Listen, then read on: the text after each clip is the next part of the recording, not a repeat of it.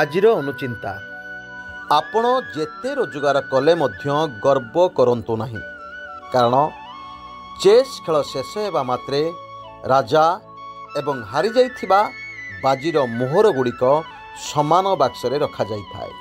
ସନ୍ଧ୍ୟା ସୂର୍ଯ୍ୟଙ୍କୁ ଅସ୍ତ ଶିଖାଏ, ଆଉ ଲକ୍ଷ୍ୟ ଜୀବନକୁ ବ୍ୟସ୍ତ ଶିଖାଏ। ପଡ଼ିଗଲେ କଷ୍ଟ ତ ବହୁତ ହୋଇଥାଏ, କିନ୍ତୁ ବାରମ୍ବାର ପଡ଼ିବା ପରେ ଉଠି ଚାଲି ଶିଖିବାରେ ବହୁତ ଆନନ୍ଦ ମିଳିଥାଏ। ବେଳେବେଳେ ଏମିତି ଅନୁଭବ ହୋଇଥାଏ ଯେ ଯାହା ବିତି ଯାଇଛି ତାକୁ ଭାବିବା ବୃଥା ଅଟେ, କିନ୍ତୁ ସତ ଏହା ଯେ ବିତି ଯାଇଥିବା କଥା ହିଁ ମଣିଷକୁ ଠିକ୍ ନିଷ୍ପତ୍ତି ନେବାରେ ସହାୟକ ହୋଇଥାଏ। ଆଜିର ଦିନଟି ଆପଣଙ୍କ ପାଇଁ ମଙ୍ଗଳମୟ ହେଉ, ଭଗବାନଙ୍କ ପାଖରେ ଏତିକି ପ୍ରାର୍ଥନା କରୁଛି। ସ୍ୱତନ୍ତ୍ର ଓଡ଼ିଶା ନ୍ୟୁଜ୍ ତରଫରୁ ମୁଁ ଦେବାଶିଷ। ଜୟ ଜଗନ୍ନାଥ।